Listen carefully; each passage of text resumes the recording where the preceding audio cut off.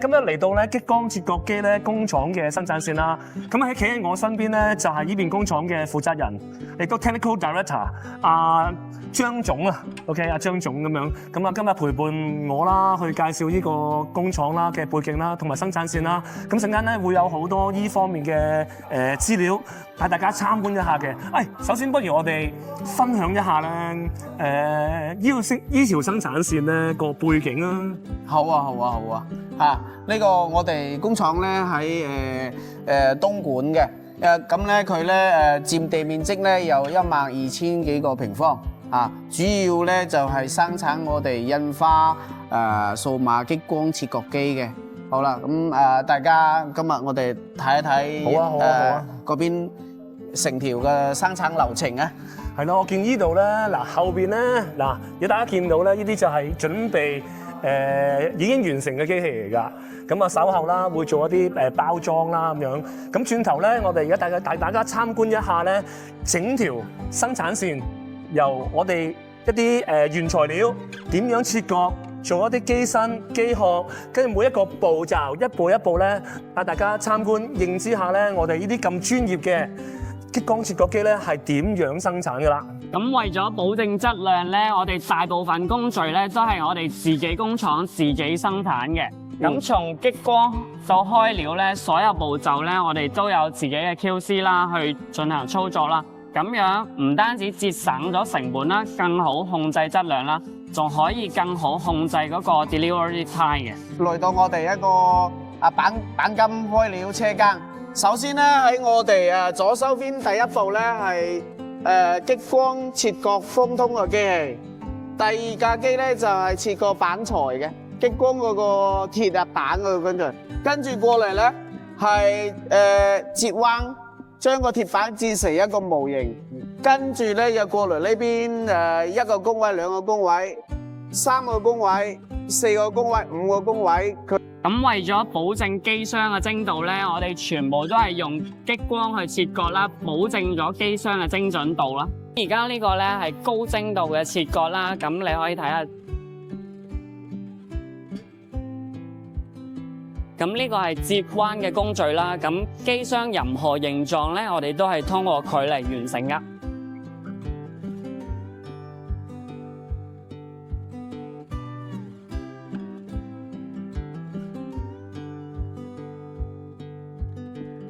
咁而家呢個咧係我哋機身嘅裝嵌工序啦。咁我哋已經有一個非常精準平衡嘅底座啦。咁喺上面保證咗成個機身嘅安裝咧係完全係平衡精準嘅。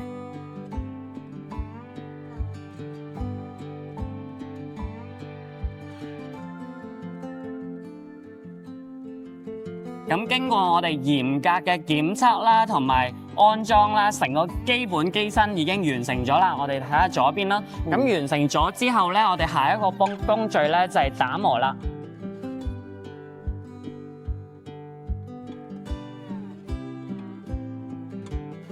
咁我哋最尾一個工序咧就係噴漆啦。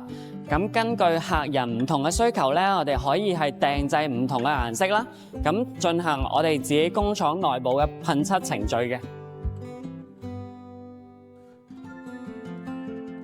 William 啊，咁啱啱成個機身啦，我已經見到已經裝完啦，噴完漆啦，咁跟住咧部機係點樣繼續去下一步嘅咧？嗱，咁而家咧嚟到咧第二個。叫個 production line 啦，生產線啦，咁啊基本上而家會介紹咧成個完整流程嘅，咁啊呢個位咧會有一個龍門架啦，就頭先咧我哋噴完漆啦，咁就會攞過嚟啦 ，OK， 跟住咧呢兩個位置咧就係成個工序嘅第一步啦，咁就會將呢個運輸帶，呢個運輸帶啦，同埋呢個機殼咧就裝上去嘅，第一步裝嵌先，裝上去，其實呢兩個位置咧都係做緊同一嘅工作㗎噃，Eric 嚇。咁跟住咧第二步啦，我哋繼續向前行噶咯喎。嗱，見到咧前邊咧都有兩個工位嘅，做緊相同嘅嘢嘅。咁呢兩個工位係做緊乜嘢咧？就係話頭先裝嵌完嗰個運輸帶啦、機殼啦，咁當然啦就一定唔少得入邊嘅內臟啦。咁啦，裝一啲電路板嘅工作啦。嗱，你見到啦，下邊開始安裝緊唔同嘅電子零件啦、電路板啦，甚至安裝埋啲電線啦、配置埋啦。咁呢兩個工位咧都係做緊呢兩樣嘢嘅喎。OK， 咁繼續落啦。咁啊，呢度開晒燈嚇，特別光啊！嗱，呢兩個工位，點解咧？因為咧裝嵌完啦，係唔係要檢查咧？因為咧我見到着晒燈咧，應該係通晒電啦，係咪要測試啊？定係點樣咧？冇錯啊 ，Eric 你講得好啱啊！咁啊，呢兩個工序咧就係開始咧就住裝嵌完啲機咧，我哋要做一個咧完整嘅測試嘅。因為其實任何機器啦，有機會咧始終係人手去安裝啊。咁萬一有咩事咧，運到去其他國家先發現問題咧，其實就好大鑊嘅。所以點解咧，我哋都會有個 QC 嘅部門咧，就住每一部機器裝完之後咧，做一個咧仔細嘅檢查㗎。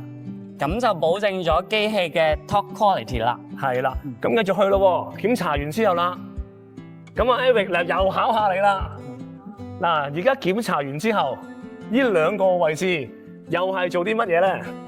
我估應該係清潔啩，你冇理由送一部沙塵滾滾嘅機去俾客仔㗎。冇錯啦，嗱，因為咧大家都中意新機㗎，新機一定係要乾淨㗎、企理㗎，係咪？所以咧呢兩個工序咧裝嵌完之後咧，我哋就要有一個工序，就要幫每一部機器咧做一個完整嘅清潔㗎喎。咁最後啦，當然就係要做一個包裝啦。咁咧我哋咧清潔完。咁咧，我哋就會車出去。嗱，出邊咧，而家你見到窗外邊咧有啲木箱嘅，有啲木箱嘅，咁就會車出去咧，就會撈喺個木箱度，裝喺木箱度啦。裝完之後咧，就可以發貨噶啦，就好似前面咁樣啦。我哋睇下啲木箱先，呢啲應該係貼晒 label 寫住防潮啦，有清楚嘅標識啦。咁客仔收到咧，亦都係一個好靚嘅木箱噶喎。冇錯啦，咁啊，今次就嚟到呢個位置啦，下次再同大家分享多啲啦，拜拜。